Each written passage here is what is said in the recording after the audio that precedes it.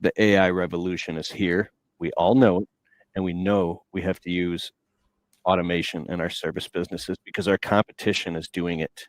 We have Curt Kempton, the founder of ResponsiBid, on the Untrapped podcast right now. He's a good friend of mine. I'm so honored.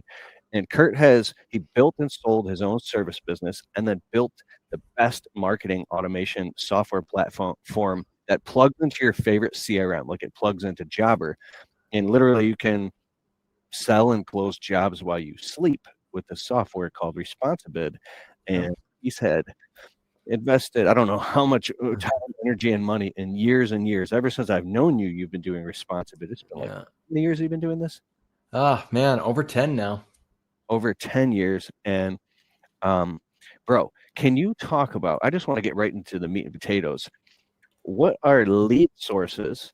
And if somebody is maybe in their first 1 to maybe even 5 years in their service business and they want to get their sales and marketing dialed in, their funnel to understand, and they're like, what do I spend money, or how do I market and advertise? How do I know what's going to work and what isn't? What's going to generate the most amount of leads and close the most amount of work? Can you clarify some of that? Yeah, that's a really good question. And actually, it's funny. I don't think enough people actually really think about that question or the implications. So if you imagine your business, it generates money, what people refer to at the bottom of the funnel. So what is the funnel I'm referring to? The funnel represents your sales process. Basically the top, the big area of the funnel at the top, that is all the potential people who have raised their hand and said, I might want to do business with you. So if you had a store, it would be all the people who walked through the door of that store, even if they're window shopping. Those are all opportunities. If you have a store with a window front, anyone who's walking by the front of your store, they're not a lead because they never actually put themselves into that raise their hand position. So someone visiting your website, they did not enter your funnel. They only interacted with marketing. They never had an opportunity to intersect with the sales process. So the top of the funnel is, you asked about the term lead sources. So who is throwing stuff into the top of your lead funnel? When I started my cleaning company, the first thing I ever used was a company called Money Mailer. I knew that I got those coupons in the mail. I saw stuff in it all the time. So I called the number for Money Mailer. I said, what would it take for me to get in your envelope? And they charged me, I want to say like $500 to be in a buttload of envelopes as long as I provided for them my coupon. So I sent them the money. I sent them my ad. And then they sent out an envelope with marketing in it. And every time someone called that number into my business, they became a lead. They went into the top of my funnel. Now, does that guarantee they're going to come to the bottom of my funnel? Does that mean they're going to spend money with me? No, it does not. It means that I spent money to just get someone to raise their hand. And you do that on AdWords. If you spend money trying to get your business to organically rank better on Google or social media or whatever, all of those effort pieces that you're putting in, they come at a cost, but maybe not a financial cost. Maybe it's an opportunity cost or just the time of your time costs. But either way, we spend a lot of time trying to get in front of a lot of people. I remember I did a marketing campaign once that completely flopped. Didn't send me one lead, but I paid I want to say it was like $2,000 to be at a golf course. They had a sign, this whole sponsored by sign, and I had my cleaning company on it thinking, hey, your wife is at home. Call this number and get a quote for window cleaning so that your wife can be happy with you out golfing.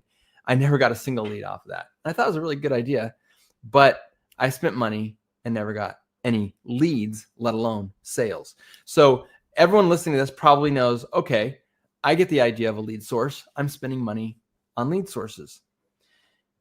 But I don't think many people could tell you off the top of their head, this lead source sent me this many leads. They converted at this rate. The average ticket price of a lead from this lead source results in this many dollars per job, or this many dollars in total over this period of time. So in the case of the golf one, it was really easy to calculate. I got 0 leads, so I didn't even have a close rate to measure, and I didn't have any average ticket prices to measure, and I didn't have any total dollars worked to measure. But with money mailer, let's say I got 10 leads, I closed 50% of them, and the average ticket price of those jobs was, say, $500. You could actually decide with that information available to you when Money Mailer calls you next month and says, hey, we're getting ready to put together another envelope. You want to be able to say, like, if I give you $500, it looks like you're going to give me back $2,500 in jobs, and I'm not going to have to give 1 million free estimates to just get 2 of them to close. Like, these are good customers that spend good money and close pretty easily. So that's good. But if the local arts center calls and says, hey, we want you to sponsor the next ballet, and we're going to charge you this much to hand a flyer to everybody who walks in. Okay, that's cool. Let's measure it. What if I did 40 leads and I closed 2 of them, and the average ticket price was $800 a piece?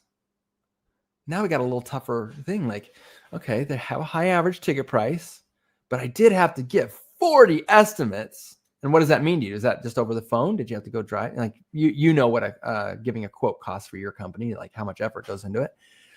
So now you have information to say, yes, high ticket price, very low close rate, lots and lots of work to go out and get those. Your customer acquisition costs could be more than just money. That's right. There's a cost to it. There is. And so when you think about your lead sources, if you think about them in terms of effort and in terms of return on investment and in terms of like the average job size, those are all factors that you can put in, not just to decide if you're going to redo it, but maybe it's worth negotiating.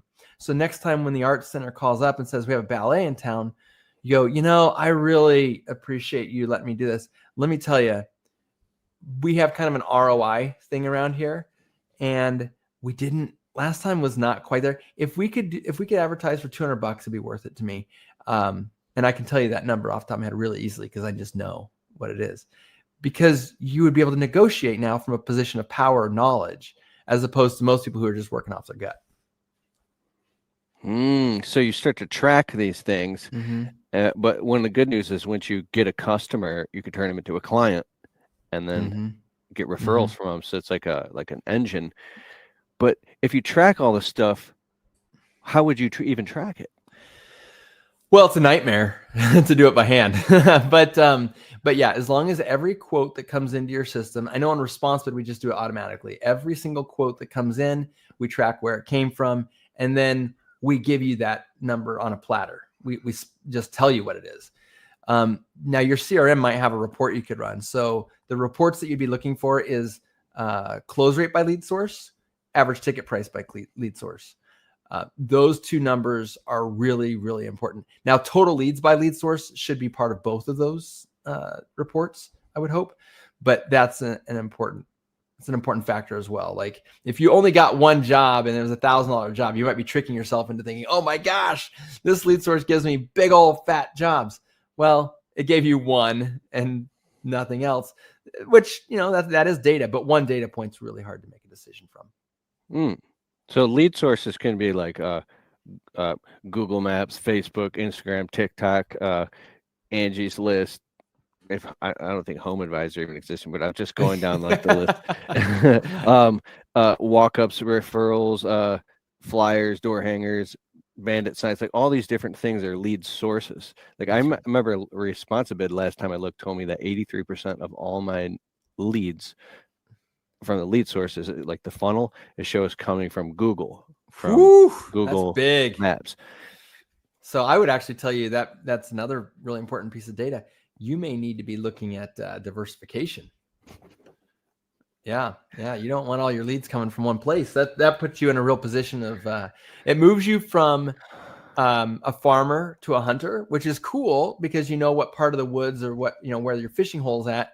The problem is that if they start charging you some unreasonable amount of money, or for whatever reason they blacklisted you or whatever, then you are up a creek without a paddle, which you obviously don't want. My friend's Google Maps business location he's had up for 12 years just got suspended, and he doesn't know why, and it's this common thing.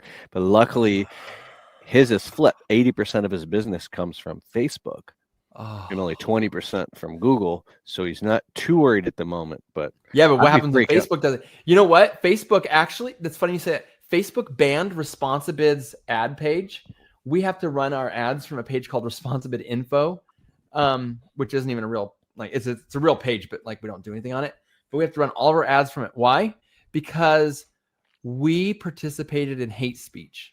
So I was like, oh, that's funny. Like when we got like hate speech, we're like, oh, that's funny. So I sent them a message and I said, I'd like to appeal this because I'd like you to tell me what we said that was hate speech.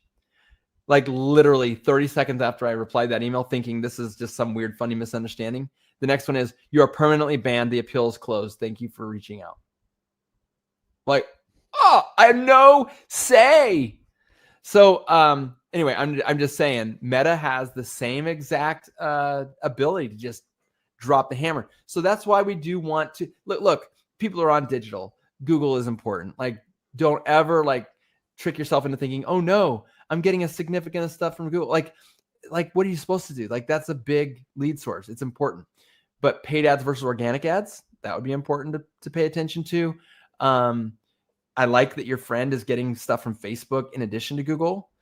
And then the other question is organic versus paid on Facebook or Meta. And then there's Instagram versus Facebook. And then, like you mentioned, TikTok. But what other kinds of channels could you open up just to make sure that nobody's got you by the short hairs, you know?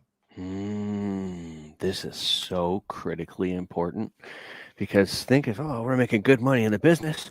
Let's upgrade our lifestyle, honey. We're getting a new house. We're getting, it's like, of course you can get the Range Rover, and all of a sudden the hammer drops and you're joking. Yeah. Something like that. Well, you're putting a lot of faith. People talk about faith, I don't know if you're a spiritual, actually, I do know you're a religious guy. What am I talking about? We're friends. Listener, I don't know if you're spiritual or religious, but I'll tell you, there's a lot of people out there like, I don't have faith in anyone except for myself. Well, this is the perfect example of you. Like, you have so much faith in Mark Zuckerberg, you don't even understand, right? Like, your buddy that has the big portion of his leads coming in, like, he gets on his knees every day and prays to Mark Zuckerberg. Now, I'm being a little over the top here. My point is that, like, he doesn't feed his family if Mark Zuckerberg doesn't bring him back his leads. And if you think of it that way, there is a little, I mean, even though I'm going over the top and I'm being, a little facetious, I still want you to sit and think for a second. How much are you depending upon any other one person? How much control over your business are you giving out? And if you just look at it that way, you may want to change something about your business. Don't stop getting leads there if you're doing it ethically and good. Like, keep going. Just see if you can balance it a little bit. You need to build your customer list and have a great relationship with all your customers, name, address, email, phone number, all that stuff. Send them Christmas cards or whatever, however you do it, and make sure you're always on top of mind. And wow. Yeah. I'm really thinking about, actually, I think about this all the time. For instance, let's say you have a YouTube channel and it gets shut down for some reason. To me, I went diversification by desperation, and I spread myself too thin. I don't understand how people put their eggs in one basket. So I did that in the service business in the beginning by offering way too many services. And so with all these different lead sources, I'll get back on the topic. How does somebody know how to identify what to double down or triple down on? How does that work then? Yeah. So if it's working and you're throwing gasoline on a fire with something, you double down on it. You maybe even you triple down. But what that's going to require when you throw gasoline on a fire is that it means your operation is going to grow, which means that it's a teeter-totter, right? So you get more work than you can handle, so you buy another truck, get more people going. And this is sometimes it's a slower teeter-totter. Like, I don't want to make it sound like this is a fire that overnight something is going to be so dramatic that you're buying trucks every day, or even every month. But over a season, you might decide that you've thrown so much gas on it that you got to do one or two extra trucks, or maybe you could even double your business in a season. Like, especially when you're smaller, it's easy to double.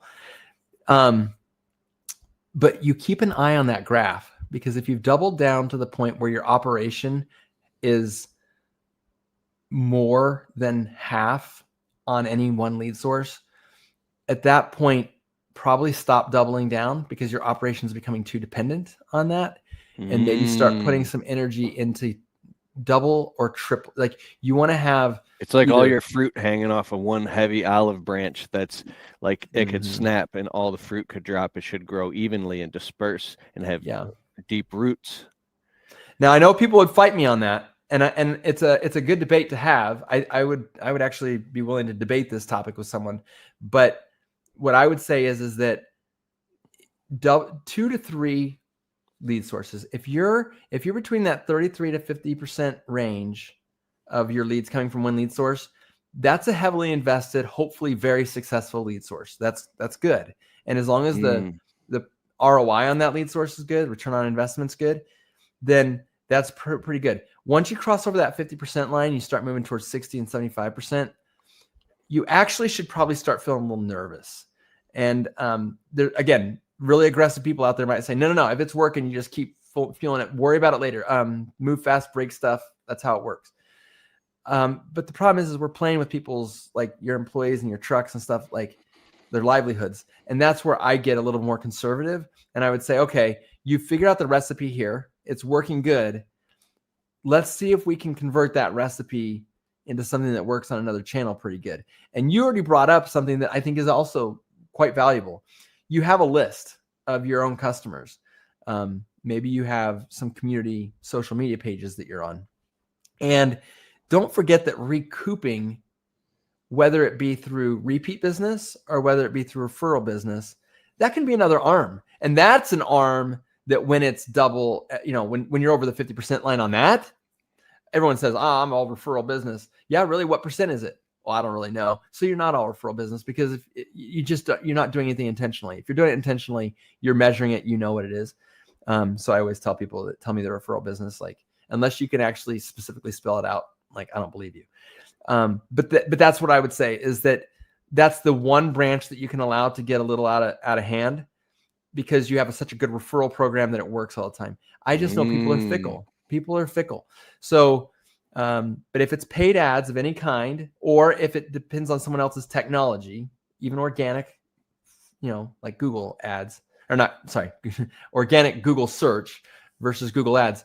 Like if you've got 30% coming in through paid search, and then you got another, or paid Google search, and then you got another 30% coming in through organic Google search, and then you had another 33% coming in through referral. That's a very healthy business. Like you're not beholden to anybody. You're going to do so great. That's awesome. Just make sure you're operating ethically because if Google decides to change something, obviously it can affect you, but traditionally Google only punishes people who are doing things on the less than savory side. So you might like get a lot of people are finding you on Google Maps and seeing your positive reviews and they're calling, but it means you might also want to get good at running Facebook ads, but also some postcard marketing, get good at like a few different things to make sure you understand how to get leads and get business coming in. So if one of those gets cut, all of a sudden you're not bleeding out, that you have these other arms out there. Like it's like a yeah, Monty Python, like the guy guarding the bridge. Yes, I would say this though. If you have like really good reviews and that's bringing you a lot of leads, you might say, well, that's safe. That's super organic. Well, we already know that like Google can shut down Google My Business like tonight. And they probably won't, but if they did, like that would be pretty negative for you. But you have all those reviews that you could use to make postcards with. You could use to make email campaigns with. So we're rolling out a service, or it's that time of year for whatever service to be performed. So here's a cool couple testimonials / reviews that I could use to bake into it. So that's another thing about a successful arm of your business is that, I'm telling you to be conservative and try to spread the love around, but don't forget that you can use that learning or that information. If you know that a specific ad is working really good on Google Ads, well, by all means, take the copy of that ad and throw it over into Meta, or throw it into maybe a group, like a neighborhood community group, if they'll let you post stuff like that. Bro, that's got us millions and millions of hits on social media. Is at least once a year, I'll comb through everything we posted on all platforms and I'll reorganize it by what got the highest ROI. And there it is. I just take it, boom. It's called reposting your winners. And then those again become the biggest hit and they'll hit a whole completely different audience. And so it's like you're recycling 80-20. Well, actually, it's the top, depending on what you post, like the best stuff. So if you have all these lead sources and you have something that's working here that really works, it might be able to transfer over or cross pollinate and work over here. Yeah, that's right. And actually, I don't have to tell you this because you're a YouTube. In fact, you actually might have been the one who told me this because I don't really know a lot about YouTube. But I guess Mr. Beast or whatever these other like really popular YouTubers do is like when they first launch a video with a thumbnail on it, they like change it 2 or 3 times. And then when the one that wins, that's the one that stays on it basically forever, or the title of the video, right? Am I right about that? Well, they've taken it to a crazy new level now. They're taking the thumbnails and titles, and I don't know where they're running it, but they're literally spending money running it as ads and judging the click-through rates, impressions, click-through rates, and of what thumbnails and titles are getting the highest amount of conversions. And so they're spending money to test which will even be the thumbnail and title for their video before they even post it live organically for free. So they're investing money into the organic content to see what is. Does that make sense? Yeah, that's pretty interesting. I wonder what platform they're able to get people to click on to learn that ahead of time, because that is the thing, right? Like when you know something worked over there, there's a pretty good chance it'll work over here. Because human psychology and emotions, that's the same. So imagine creating, 32 or 64 different iterations of something and picking the best possible one. That's what you name your video and make the thumbnail. So when you do make it go live on the best possible hour of the best possible day, the highest amount of people are going to click and watch it. And then with the amount of watch time delivering on the promise, or if people are coming into your funnel through your lead source and you've done the marketing math and the due diligence and you understand what customers want, then they'll come and you use preeminence to position yourself as the obvious choice. So they don't want to go anywhere else. Yeah, that's right.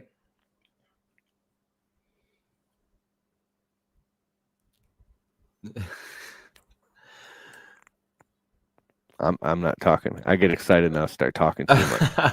You're the guest, bro. Well, I don't know if you have a question for me. One thing you mentioned just got me thinking a little bit. Sales funnels. I talked about putting leads at the top and then money comes out the bottom when they buy. Yeah. I think there's a couple of things to just pay attention to, and maybe we should just quickly touch on this topic. That is that when a lead comes in, you from that point forward control that customer experience. Now, if you do nothing, they're still having an experience, right? Like if someone sends a web form in or calls and leaves a voicemail, whatever voicemail they heard, you controlled that. However fast you called them back, you control that. Whatever you said when you called them back, you control that. If you're not teaching someone what to say, but just tell them to return messages, whatever they say, you are not taking control of that, but you hired the person, so therefore you control that. And however many times you email them, what the quote looks like that you give them, however many things are on the quote that you give them, when they don't purchase and you continue to follow up or not follow up with them, you control all of that.